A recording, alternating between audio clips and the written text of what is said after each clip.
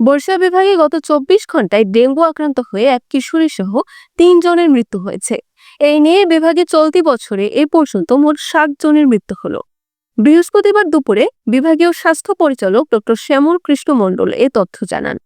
তিনি জানান, গত ২৪ ঘন্টায় শেরে বাংলা মেডিকেল কলেজ হাসপাতালে চিকিৎসাধীন অবস্থায় পিরোজপুর জেলার নেসারাবাদ উপজেলার সুঠিয়াকাঠি গ্রামের ইসরাত জাহান, বরগুনা জেলার বালিয়াতলী ইউনিয়নের চারপাড়া গ্রামের চান মিয়া, বরগুনা সদর উপজেলার থানাপাড়া এলাকার ঘোষাই দাস মারা যান।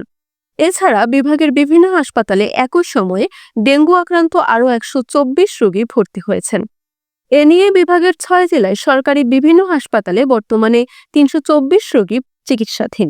এর মধ্যে বরিশাল জেলার বিভিন্ন হাসপাতালে ১০০, পটুয়াখালীতে ১৮, পিরোজপুরে ৭, বরগুনায় ১৯৩ ও ঝালকাঠিতে ৬ জন রোগী গত ২৪ ঘন্টায় ভর্তি হয়েছেন।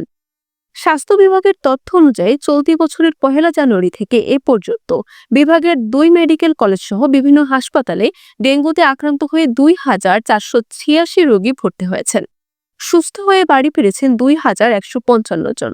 এদিকে চলতি বছরের পুরো বিভাগে ৭ জন ডেঙ্গু রোগীর মৃত্যু হয়েছে।